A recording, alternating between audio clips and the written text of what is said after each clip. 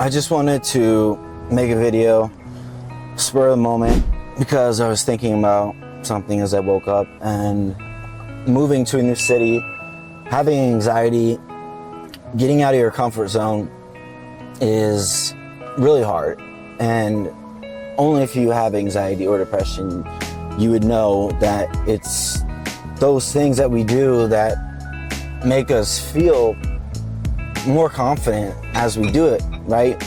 So I was thinking, like, yeah, I did it. I moved from California to Austin and without knowing anyone, and the anxiety is never going to go away. I think we always want it to disappear. The drugs, Zoloft, whatever they want to give us, whatever therapy we want to do, certain things can help, meditation, all that, but we're going to have anxiety for the rest of our life. That's just it. And I think the most important thing is to accept it and just embrace it, because if we fight it, we just make it worse. It's like you're running away from something that is never going to disappear. You're just running into it more, and you're actually pulling the anxiety out of you more. And I thought, okay, I'll do harder things in life. Maybe that will help me be more comfortable being uncomfortable. And I think it does in a way, because if we sit and we don't do anything, we just isolate and we just get more depressed. I think that's why in therapy school I learned, and if you have anxiety, that anxiety and depression go hand in hand, because you're anxious about the future, and a lot of the times anxiety just paralyzes us. So we become depressed because we don't know what to do, and oftentimes we don't do anything because the anxiety takes a hold and we can't really do much. We're just stuck. We feel like we can't go anywhere. We can't do what we want to do.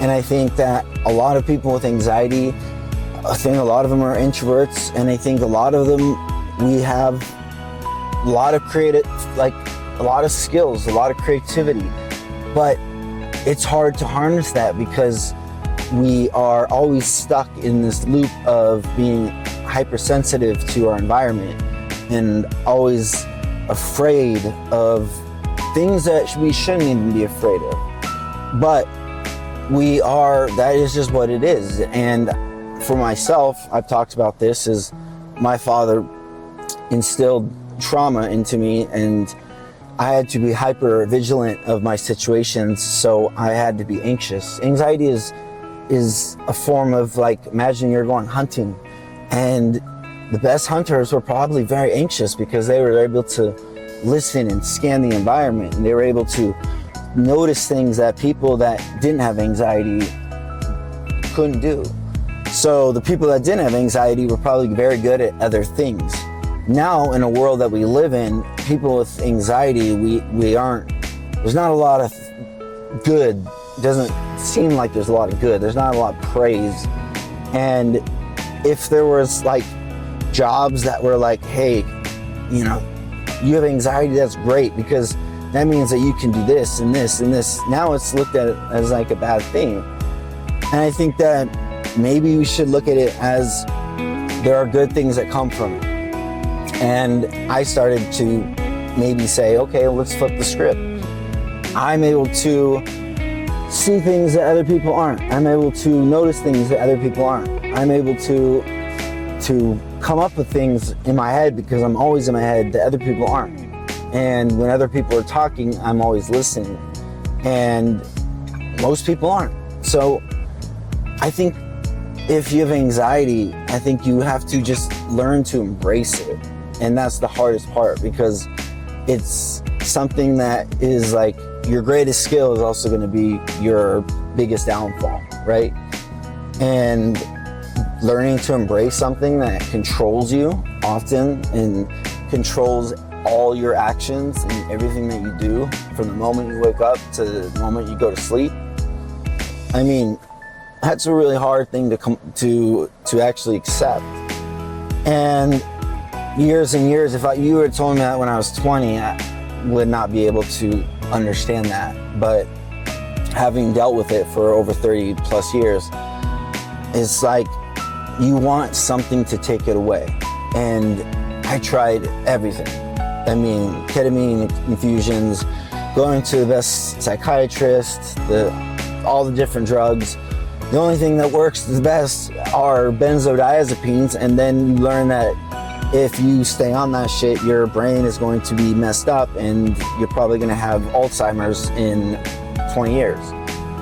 And you can't stay on that stuff forever because it's just a crutch.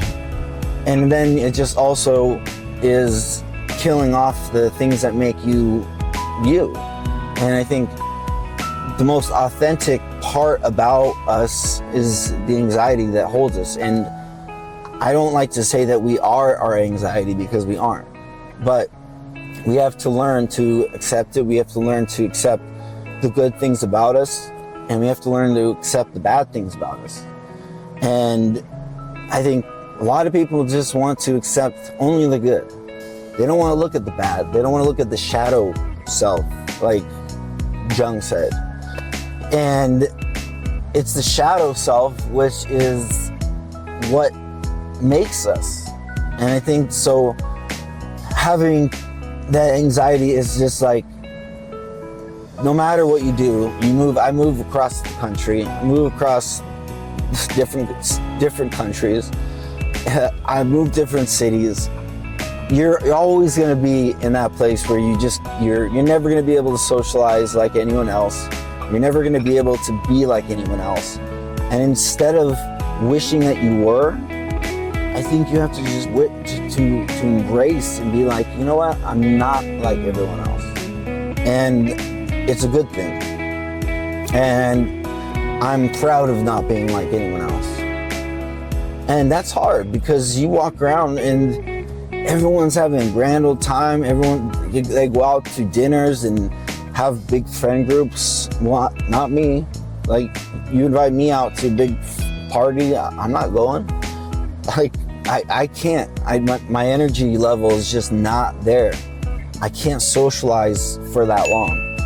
And I think people just don't really, if you have no anxiety, like my mom, she is very easygoing. Nothing really rattles her. And she just doesn't understand what it's like. And I think people get anxious in certain situations, we all do. But when you have something that is like in you, that is part of you forever, like if you were traumatized as a little child, nothing's gonna take that away. We can't carve that out of our brain. So you have to accept that, the good and the bad. Like, that's part of me. And no drug, no amount of therapy is ever gonna take that away. I mean, I went to therapy for 7 years, and let me tell you that the anxiety is there just as much as it was in the beginning. I just understand it a little better.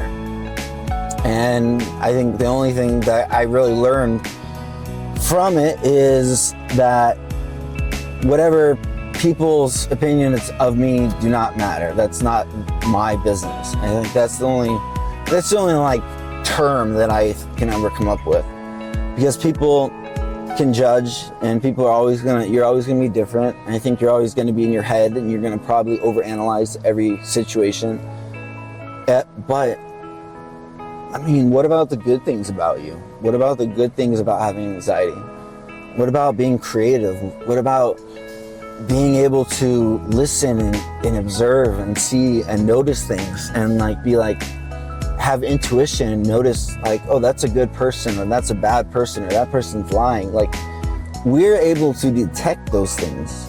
Like, I can tell when someone's lying. I can tell when someone's off. I can tell when someone wants something from me. And yes, it would be great to be an extrovert and make conversations with everyone, but that's never gonna happen for me. I can get better, and I could try, but it's never gonna be fully authentic for me. I think there's some times when I make conversations, but never ever wish that you were something that you're not. I think that's the biggest thing that I learned, because if we're always trying to wish that we were something other than where we are, then we just beat ourselves up, and we ruin our self-esteem, and then our belief in anything that we can do is just eradicated. It's just squashed. And just because you have anxiety or I have anxiety, like, doesn't mean that we are incapable of doing things that other people are. Like, it just means that maybe we just have to take it on a different route. Maybe we just have to have a different understanding. And maybe we have to be around other people that understand us. I don't know. I think that's just like people that don't, like, I have extroverted friends and they have no idea what it's like to be an introvert and have anxiety. They don't get it. They're like, well, I don't understand. Why is this so hard for you? And I can't really explain that to them, because it's like, as a child, I had to be very observant, because my father would yell and scream, and for no reason, and I didn't know when he was going to yell and scream. So I had to be like prepared, because I knew at any moment he was going to do it. So I think that whatever the reason is, it doesn't matter. But I think it's part of just accepting ourselves. And when we accept ourselves, we accept the good, we accept the bad, but we have to know the good, we have to know the bad. We can't just know all the good things about us, then we become extremely arrogant and ignorant. Like, and those people, they're setting themselves up for just doom, because what relationships are they going to come in, and how are they going to deal with people? And if they just think that they are perfectly fine.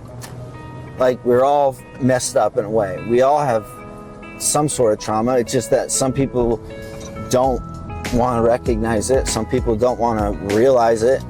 And I understand that, because it's very hard to actually say, hey, I'm not good at this. And I'm not good at this, but I'm actually good at this. And the thing is most of us, we like to say that we're on the opposite of the arrogant schedule, arrogant, whatever routine. They're like, we are the opposite. So we always think the bad things about us. We notice everything that is bad about us, and that's what we stick to. We don't look at anything good about us. We don't go, oh, well, I'm actually good at this though. I'm actually good at this. But no, it's just like we focus only on the bad. And I think that's the difference, is that people that are very arrogant, they focus on only the good qualities, and they also probably I don't know what it is, like exaggerate the good qualities. So they may not even be good qualities, but they just make them seem as if they're so good. So for us, we just over exaggerate our bad qualities. I mean, not be that bad. So I don't know. This is my channel where I just like to talk about things that are real to me, and that this is just real for me. And I try to be authentic in everything that I say, and I figure I'm not doing this for money. I'm not doing this for any other reason than to help other people that are out there that feel the same way.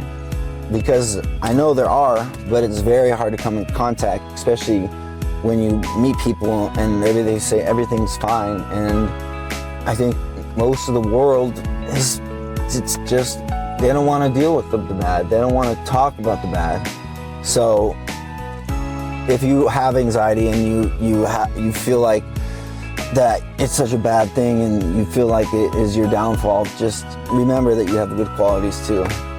And maybe you just need to be around better people, and better people will bring that better part of you out, instead of being around the people that question you or say that something's wrong with you, right? And we make such a difference. You're around people that love the good things about you, or the people that talk about the bad things about you, because then you're going to focus on either or. And I think if you focus on the good things about you, But we know the bad things about us. We already know it. We've already been there for so long. So just having some like people. And I figure if I make a channel where people understand, I think that, I don't know, something comes from it. So anyways, focus on the good qualities of yourself regardless of what bad qualities you have, because I think that when you do that, then you allow yourselves to be better at those things instead of just allowing, like, you're not going to be an extrovert, you're not going to be the most life of a party, but you have other skills. So anyways.